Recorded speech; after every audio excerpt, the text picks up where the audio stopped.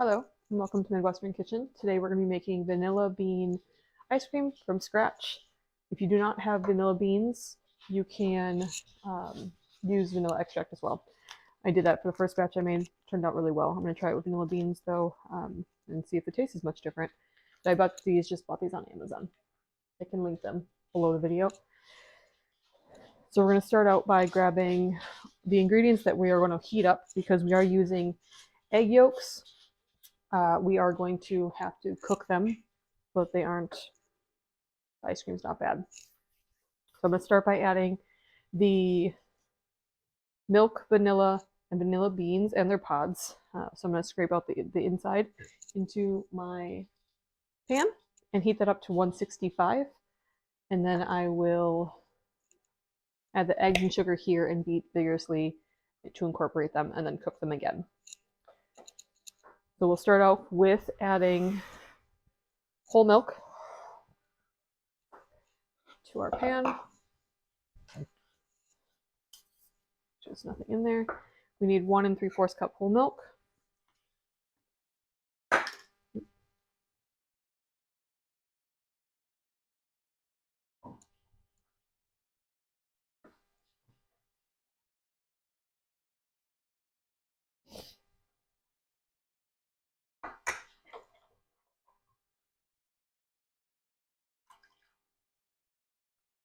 Two,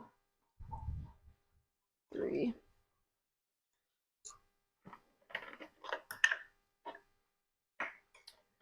Then I'm going to add in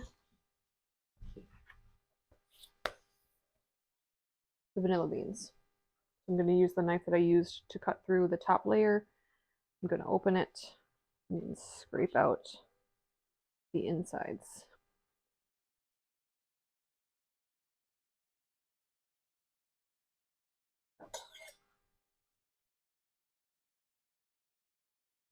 It's actually a lot harder than I would think.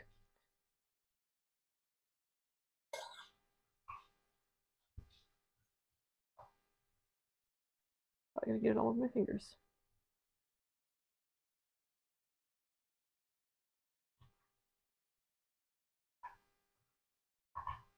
Just going to try to get as much as I want as I can, but I'm also going to throw in the pods themselves into the milk mixture. We'll pull them out before we refrigerate, since we don't want to actually put them in the ice cream. We just want as much flavor as we can grab from this. If you're doing the recipe, it's 2 pods, but if you are going to substitute for the extract, it is 1.5 tablespoons. If you look up the conversions, like 3 tablespoons, but I did the 1.5 tablespoons for my first recipe since I did not have vanilla pods, and it was a good flavor. It wasn't like too strong. Otherwise, I think it might taste a little fake if you put in more.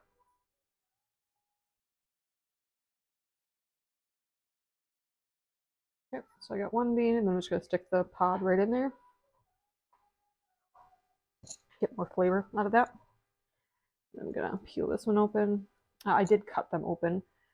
I just ran the knife over the top layer, trying not to cut all the way through. I'm also scraping gently because I don't want to cut my finger open. Okay. And that bean paste is on the floor. This one didn't get all the way down, so I'm just going to cut.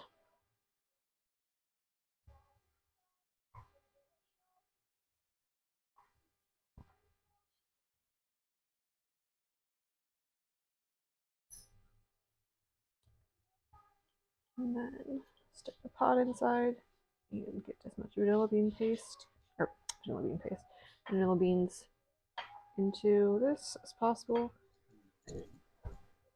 Okay, now that all of my vanilla bean is in here, the milk's in here, I put the pods in here. Now I am going to just wipe off my fingers because I have vanilla all over them. And I'm going to stick it on the stove and I'm going to heat it up until I get to 165. Okay, while that is heating up, I'm going to give it a stir with my spatula just to keep it moving around. I'm going to occasionally do that until it reaches the temperature that we need, which is the 165. I'm going to now combine the eggs, or the egg yolks, and the sugar, a 1/4 cup of sugar at this point. So I'm going to open my eggs over an extra bowl because I only need the yolks for the recipe. If you use egg yolks for any of the recipes, like angel food cake or something, keep them. I at this point don't, so I'm gonna just toss them. Once I have my own chickens, though, I will be using every part of the egg.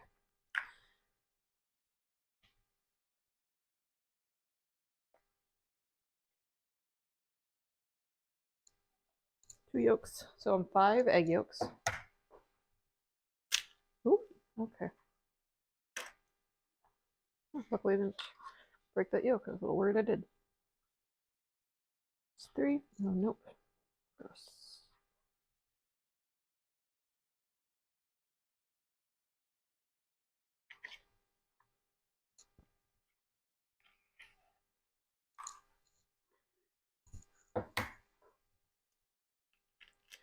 Four.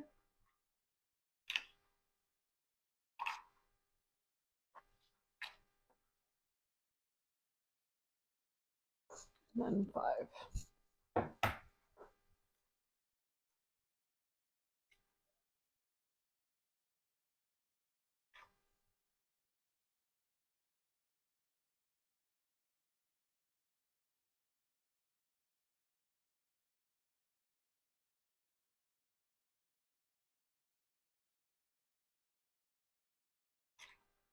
There we go. Now I'm just gonna wash my hands quick, and then I'm gonna add the sugar.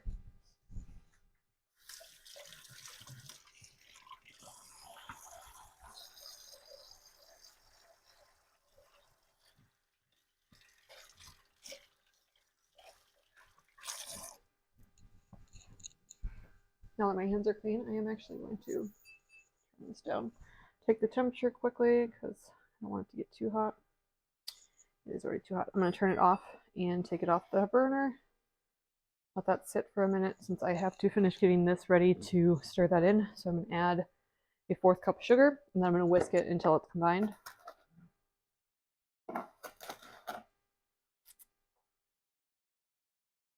Cup.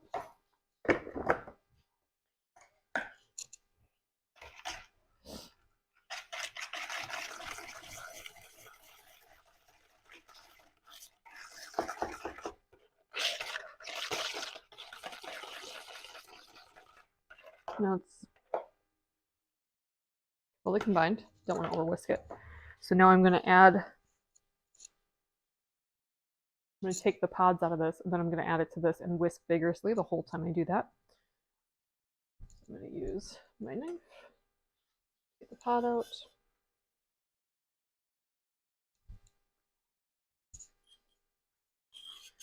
Find the second pod.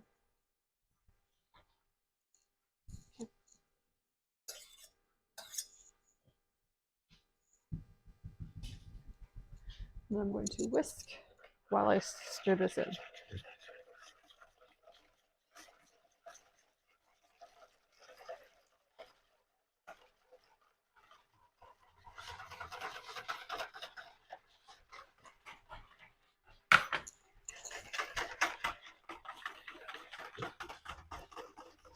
So we're whisking vigorously to try to avoid the egg cooking and scrambling so that you don't have chunks of eggs, but I do have a mesh strainer so that if any of the eggs are cooked, you can kind of see it on the edges that they're staying.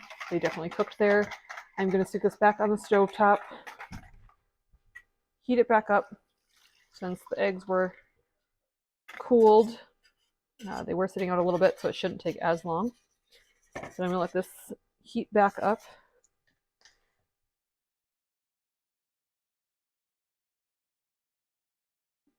It's at about 140 now. We need it to be at 165. So I'm going to turn it on low medium. And I'm just going to continue to whisk it until we get there.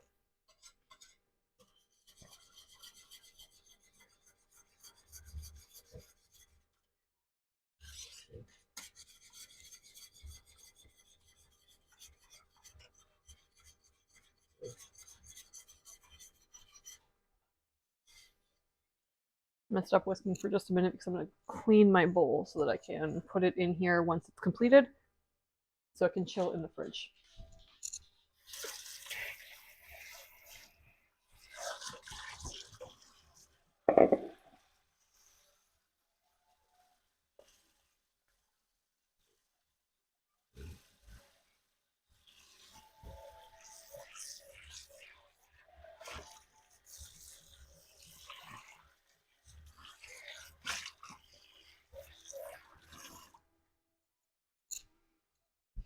You, of course, could just get a new bowl if you have another bowl. I just would prefer to not have as many dirty dishes for my husband to clean.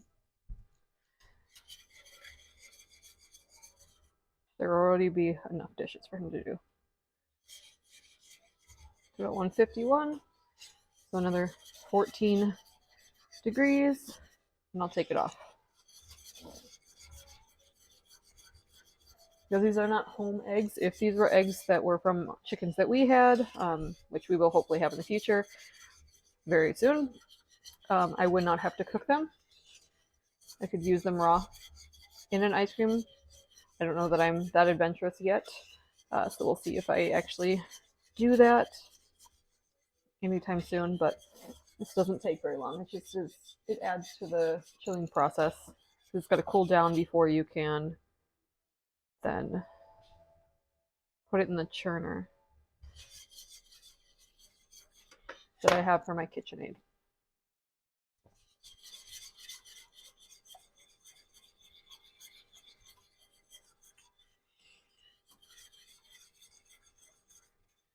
Smells good.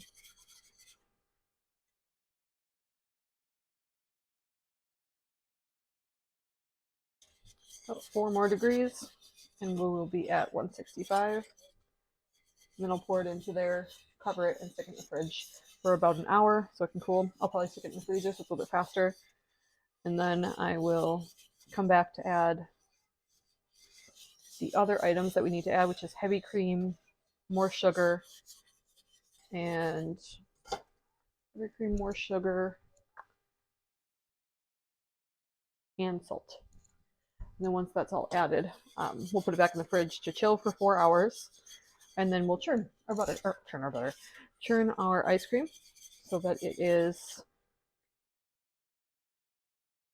all it needs to then be put in is in the freezer overnight so that it can solidify. But you can serve it right away. It would just be more similar to a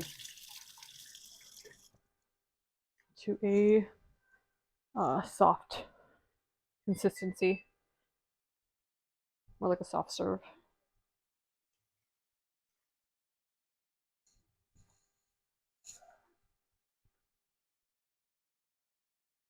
I was gonna strain that.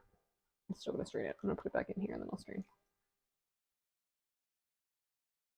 Because if any of the egg did cook, I don't want it to be chunks of egg when you're eating ice cream. That sounds disgusting. And since my husband will be the main person eating this, I'm sure he would also appreciate not having chunks of egg while he is enjoying ice cream.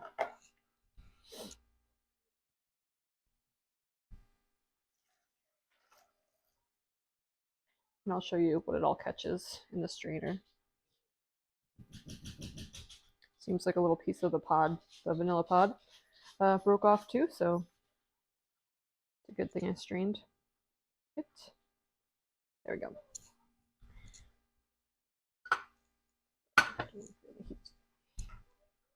So I don't know if you can see it, but there is lots of pieces of pod and then a little bit of the some egg chunks. They're very small, so it probably wouldn't have been noticeable, but better safe than sorry when it comes to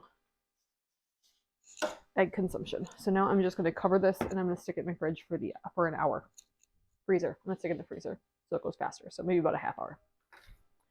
So now that the items are chilled, I am going to add in 2 1/4 cups of heavy cream. Ooh. Apparently this is just very heavy, so heavy cream. 1, 2,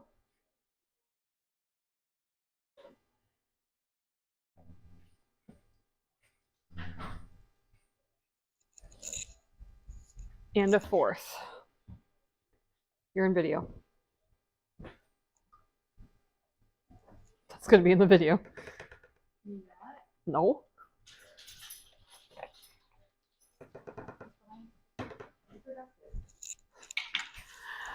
And then I'm going to whisk that in.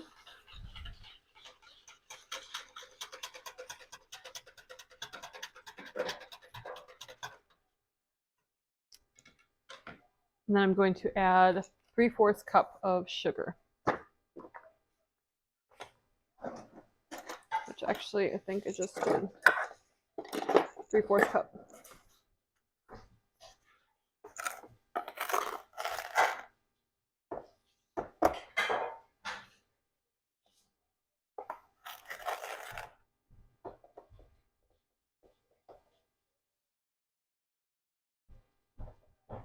I'm going to stir until the sugar is dissolved.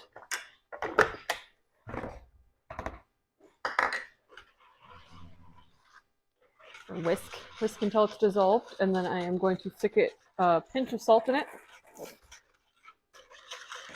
And then I'm going to refrigerate for up to 4 hours. I have a mom's group with my church tonight, so I will probably stick it in the freezer for 2 hours. So it gets cold enough, but I don't have to do this when I get home from my group.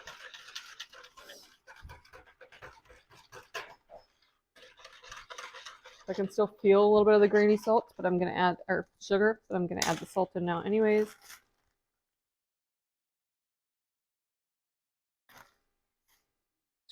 To cut some of the sweetness and bring out the flavoring. I'm going to whisk that in.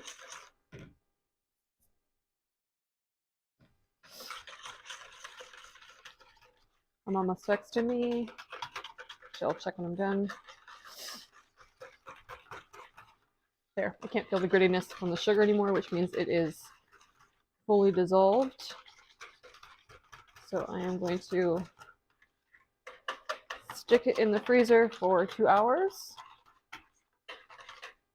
And then I'll churn right before I have to leave for my group. I'll put the cover back on it. Just keep it clean and important objects out of it. And then we are good. Okay. I had it 2 hours in the freezer, so it's actually a little started to freeze a little bit. That's okay. I'm going to add it to the churner here, but I have to get this to start moving prior to. Oop, just on me. Prior to. So I'm going to stick these in here and turn it on. Oh, I know. Okay. Nope. Pick it up first. Huh?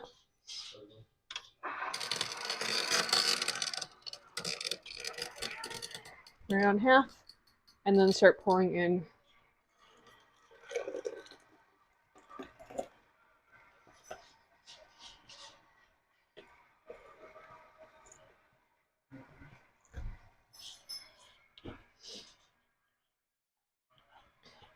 I'm just scraping the bottom of my bowl to make sure I get in all of the vanilla bean goodness. And I'm just gonna put this in here. Once it's all in, I'm gonna turn it onto a 1. And I'm gonna churn it for about 30 minutes. And at that point, we should see it start to thicken up into ice cream. It's starting to thicken slowly. It does take almost the full half hour for it to thicken into ice cream. But as it thickens, it'll be basically a soft serve, and then I will transfer it into another dish to freeze overnight. Look at that, it's turning into beautiful soft serve. Still quite a bit too liquidy to put away, but it's getting there. You can see that it's almost ready to then put away. I'm gonna give it another couple minutes, and then I'm gonna put it in the container to put in the freezer overnight. All right, the ice cream's ready, so I am going to now transfer it into this glass bowl. All right, so I'm going to take out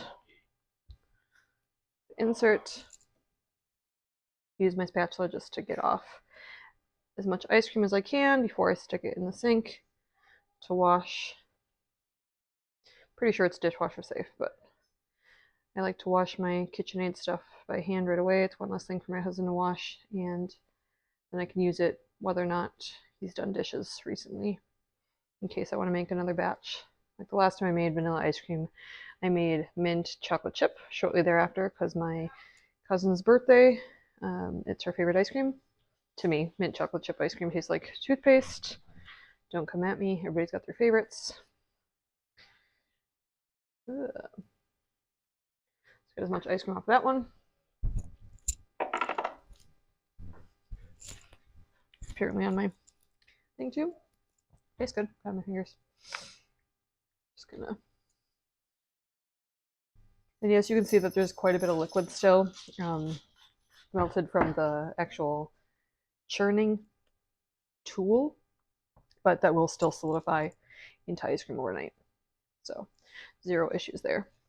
And I've noticed that, like, with this, it almost hardens into ice cream against the sides more. So you'll get more soft serve in the middle and more ice cream that needs to be basically scraped off the sides if you need to get all that. Honestly, I don't know that I'll need it all because this is quite full already, but I am going to try to fill it completely. So this one does, in my opinion, taste better than the last one. So if you're going to try it with vanilla beans rather than extract, I think personally that it tastes better. But this is my first time trying it, and I literally just whipped some off my finger, and that's how I know that it tastes better. But again, I think that's just preference. If all you have is vanilla extract, it still tastes delicious. Also, I think some people are skeeved out by the little black dots in here, that come from the vanilla beans. I don't mind it. My husband's old favorite Starbucks drink was their like vanilla bean frappuccino without coffee, so it was basically pure sugar. It was very sweet. He hasn't gotten that in many, many, many years, but when he drank it, it looked pure white and sugary. There we go. So now I'm just going to cover it.